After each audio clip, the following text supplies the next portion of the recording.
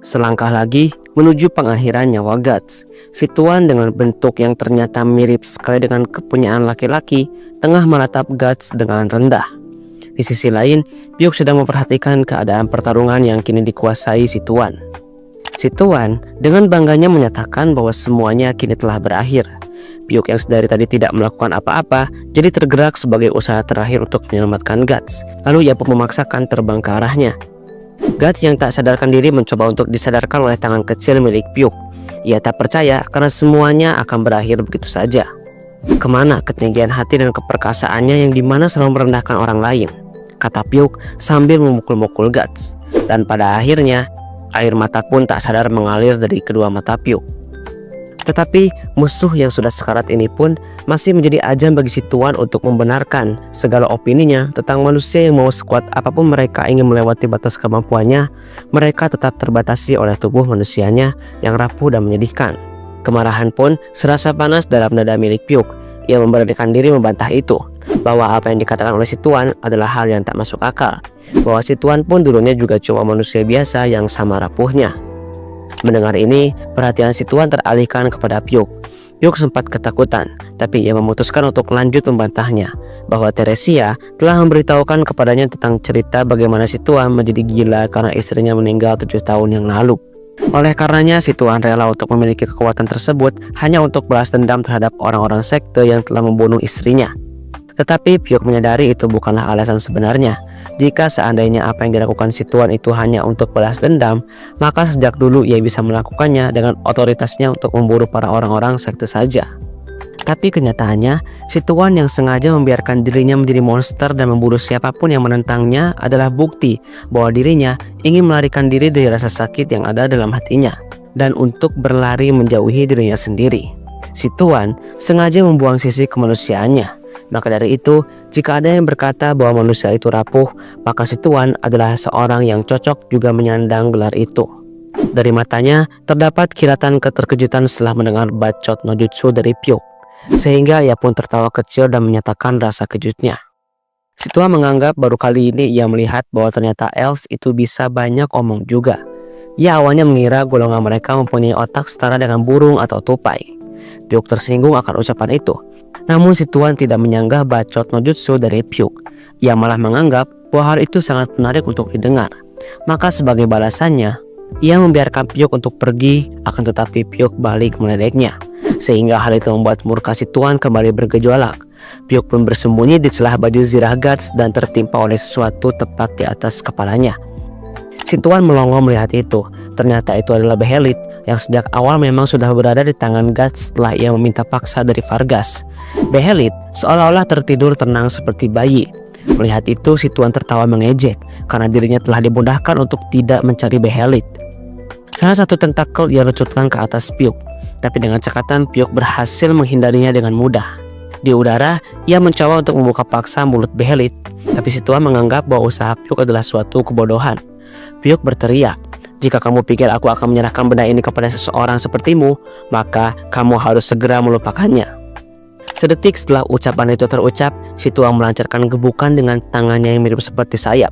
Daya hancurnya cukup untuk membuat Pyuk mati seketika, tetapi ia berhasil menghindarinya lagi.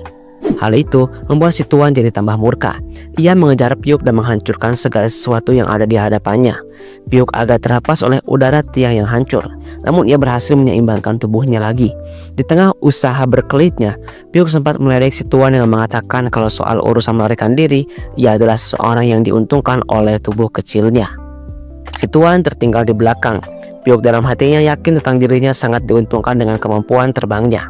Tak lama kemudian, batu-batu kecil dilempar dan tepat mengenai kepalanya. Pyuk pun terjatuh, begitu pula dengan Behelit.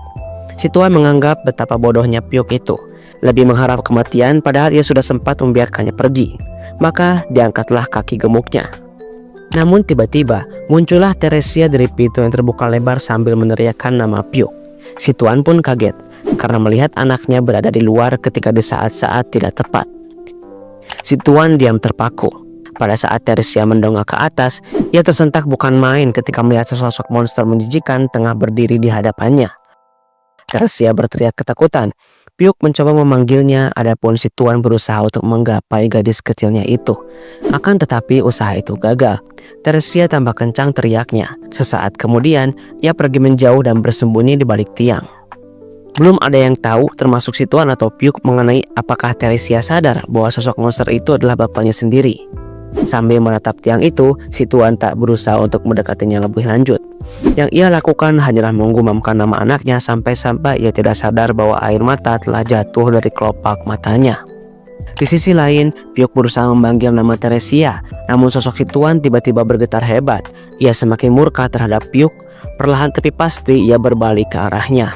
Ekspresinya semakin buruk. Kudatan kebencian memenuhi wajahnya dan ia menggeram seperti seekor harimau yang sebentar lagi akan melahap buruannya. Pyuk seperti menyesal telah membuatnya marah. Keringat dingin mengucur deras di wajahnya. Si Tuan menjejak lalu menerjang ke arah Pyuk. Akan tetapi Pyuk tidak mampu bergerak sama sekali. Ketakutan telah membekukan saraf-sarafnya, sedangkan si Tuan terus maju ingin membasminya. Di saat itulah Pyuk baru menyadari bahwa dirinya akan segera mati. Namun tiba-tiba rentetan anak panah meluncur deras membelah udara. Semuanya menancap tepat di wajah si Tuan yang sedang murka. Pyuk pun kaget melihatnya. Dengan sekali gerakan, si Tuan telah menyingkirkan benda-benda itu dari wajahnya. Dan sosok yang dikira sudah mati ternyata masih hidup dan menjejak di atas darahnya dan memegang pedang kesayangannya. Guts telah bangkit kembali. Ia memaksakan diri meskipun kakinya harus diseret. Pedangnya ia genggam dengan kuat, bersiap untuk menentang monster di depannya lagi. Pyuk gembira melihat ini, tapi segera rasa haru langsung menguasainya. Ia berlinang air mata, mendekat ke arah Guts dan sedikit merasa kesal kepadanya karena telah berpura-pura mati, sementara dirinya tadi hampir mati juga oleh si Tuan. Pyuk tadi menganggap Guts benar-benar telah mati. Ia tidak mengerti kenapa Guts selalu berlagak sok kuat di hadapan orang-orang. Ia juga tidak mengerti kenapa Guts tidak mati saja sekalian. Meskipun Pyuk berharap Guts mati, tapi sebenarnya itu hanyalah ungkapan tak bermaksud. Karena sebenarnya Pyuk sangat mengkhawatirkan Guts. Air matanya telah membanjiri seluruh wajahnya sambil ia mendongak ke arah Guts. Baru kali ini, tidak ada ledekan atau sarkasme yang ditujukan kepada Pyuk. Seolah-olah Guts menyadari perasaan tulusnya tidaklah dibuat-buat. Setelah itu, Guts menatap ke arah si Tuan yang balik menatapnya kesal karena ternyata Guts masih hidup. Ia diam memperhatikan dan membuat gestur menghentikan segala hal yang ingin diucapkan atau gerakan dari Pyuk. Tapi Pyuk abai akan isyarat itu. Ia dengan sifat cerewetnya menyuruh Guts agar tidak terburu-buru untuk menyerang. Akan tetapi kekhawatiran itu dibalas dengan seringai dari Guts. Pyuk pun terkejut melihat itu. Ia menganggap bahwa kali ini itu bukanlah ekspresi yang didasari oleh kekejaman. Guts benar-benar tersenyum kepadanya. Kini ia berada di hadapan si Tuan sambil mengejek bahwa serangannya tidak cukup untuk membuatnya mati. Sekedar 2 atau 3 tulang patah hanyalah hal cetek untuk bisa diterima tubuhnya. Guts selalu menantang bahwa jika ingin menghentikannya, perlu usaha untuk menghancurkan seluruh tengkoraknya atau bila perlu tusuklah jantungnya. Mendengar ini si Tuan terpicu kembali amarahnya.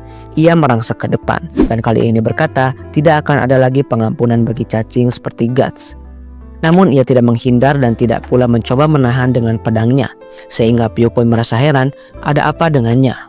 Guts masih terpaku dan serangan si Tuan dengan mudah mengempaskannya ke belakang. Ia terapung dengan posisi tubuh berputar di udara dan akhirnya terhenti setelah menabrak tiang. Pedangnya terlepas dari tangan dan kepalanya bocor kembali. Pyuk tidak mengerti kenapa Guts tidak menahannya. Apakah Guts sudah terlalu putus asa? Bersamaan dengan pertanyaan-pertanyaan itu, si Tuan yang kini tak kenal ampun kembali meluncur ke arah Guts. Pyuk enggan melihatnya. Ia merasa bahwa Guts akan segera mati. Di detik si Tuan mendekat, tak ada lagi alasan Guts untuk bisa bertahan. Sampai pada akhirnya, ia menarik lengan Teresia yang sedari tadi bersembunyi di belakang tiang tempat Guts bersandar setelah menerima serangan. Hal ini membuat si Tuan mengerem seketika. Bentuk-bentuk senjata ekor dengan ujung-ujung tajamnya berhenti tepat setelah Guts menyandera Teresia. Pyuk hanya bisa menganga, sedangkan Guts seolah mendapat nyawa kedua. Sorot matanya menantang si Tuan. Di jarak yang sedekat dan dalam posisi disandera, si Tuan dalam dilema, tidak mampu melakukan apapun. Di sisi lain, Teresia berteriak nyaring. Kini ia berada begitu dekat dengan monster yang membuatnya ketakutan. Seketika si Tuan jadi goyah. Naluri menyerangnya menjadi tumpul. Begitu pula dengan pertahanannya yang melemah. Sehingga di tengah kebingungan itu Guts menjejak dengan mantap di atas darahnya sendiri. Ia berdiri sambil mengacungkan tangan kiri yang terbuat dari besi itu. Bunyi klik terdengar dan lubang muncul seiring kepalan tangannya lunglai ke bawah. Dan dari lubang itu muncul serangan api yang begitu besar dan mempunyai daya ledak tinggi. Serangan tersebut begitu mendadak, semua yang melihatnya tampak terkejut. Si Tuan terhuyung ke belakang dan Guts kembali bersandar di tiang. Sisa apinya sudah mencapai tahap habis, tapi otak Guts masih terus berputar mencari langkah selanjutnya. Saat itulah ia melihat pedangnya tergeletak tak jauh dari tempat si Tuan yang tengah terbakar. Akan tetapi sesuatu mencegatnya. Tangannya tiba-tiba kaku dan bergetar, tanda bahwa tubuhnya sudah mencapai batasnya.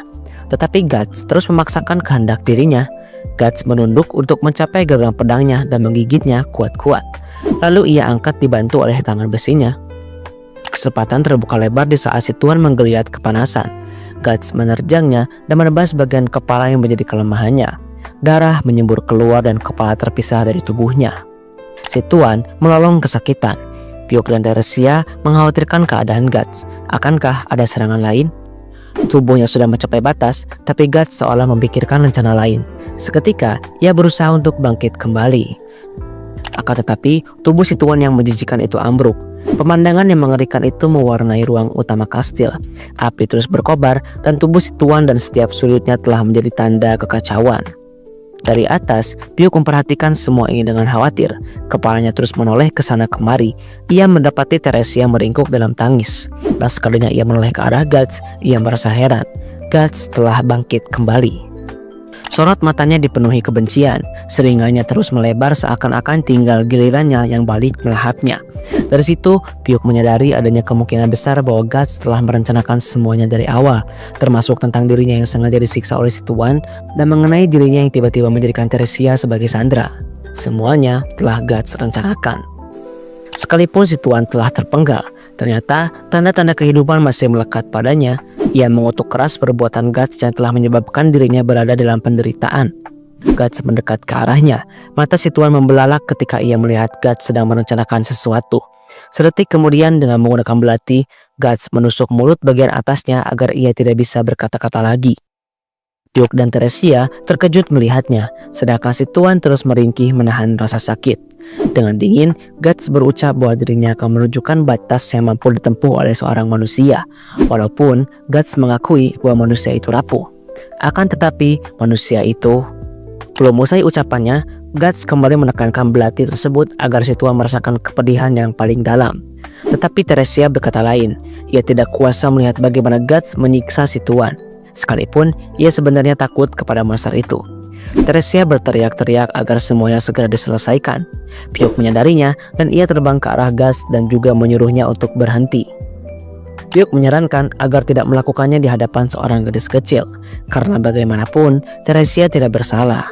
Mendengar itu, Guts menatap kesal dan mengacungkan belati tepat ke arah Pyuk, sambil berkata bahwa jika saja Pyuk menghalangi jalannya, maka Guts pun akan membunuhnya pula. Pyuk berusaha tak bergerak sama sekali. Setelah dirasa tidak akan ada penghalang lagi, Guts menoleh ke arah Teresia lalu ke si Tuan, yang kini diangkatnya seperti sapi habis kena jagal. Guts menghadap Teresia sambil mengatakan akan memberikan ekspresi tampang kebanggaan kepada putrinya itu. Di saat itu Teresia terdiam. Ia mendapati informasi baru bahwa sosok di depannya adalah sang bapak. Oleh karenanya, si Tuan memohon. Baru kali ini ia merendahkan dirinya. Tergeletik karena sikap tolol si Tuan, Guts malah meledeknya. Dan kemudian amarahnya meledak sejadi-jadinya. Sambil menusukkan belati, Guts berteriak seperti orang kesetanan sambil tengah mendemonstrasikan bagaimana rasa sakit itu diterapkan kepada orang-orang yang bangga karena mereka tidak bisa mati. Setiap jengkal wajahnya ia tusuk tanpa ampun. Pyuk dan Teresia menyaksikan murka itu, tak pernah berhenti mengayunkan benda itu dengan cepat sampai darah berceceran ke seluruh tempat. Guts merasakan sesuatu yang sangat luar biasa hebat di dalam dirinya. Ia sangat senang objek yang ia siksa ternyata tidak bisa mati, sehingga hal itu membuat Guts menjadikannya sebagai mainan untuk hatinya yang selalu haus akan membasmi para iblis. Seluruh wajah si Tuan penyok, penuh luka dan rasa sakitnya seperti tidak pernah berakhir. Tak ada yang bisa dilakukan oleh Pyuk dan Teresia. Air matanya berkaca-kaca dan tidak menyangka bahwa Guts akan sejauh itu. Di tengah kenikmatan dalam menyiksa, Tiba-tiba belatinya patah dan ia terjerembab di atas genangan darah si Tuan. Pyuk menyaksikan semua itu dalam kengerian. Si Tuan sudah tak berdaya, walaupun sebenarnya ia masih hidup. Sedangkan Guts terbaring telentang dan terdengar bunyi dengus yang kemudian diiringi oleh tawa kecil. Yang kemudian perlahan-lahan menjadi tawa puas seseorang yang telah menumpas satu iblis yang susah mati tersebut. Ia bersandar di tiang sementara tawanya mengisi ruang yang penuh kebrutalan itu. Sampai pada akhirnya, anomali terjadi tanpa seorang pun menyadari. Di hamparan darah si Tuan yang merah, cairan hitam mengalir dan menutupinya. Perlahan-lahan, cairan hitam itu mendekat ke arah Behelit yang tergeletak di tengah ruangan. Dalam keputusasaan, selalu ada keinginan untuk masuk ke dalam kegelapan lebih jauh lagi. Itulah yang sekarang tengah dirasakan oleh si Tuan. Setelah berkontak dengan cairan hitam, Behelit sedikit bergetar. Hanya satu yang ingin si Tuan minta, bahwa dia tidak ingin mati. Tiba-tiba, tanda The Brain di leher Guts berdenyut dan terasa panas membakar. Setelah itu, ia menatap ke arah darah yang berubah menghitam, yang mana di atasnya terdapat Behelit.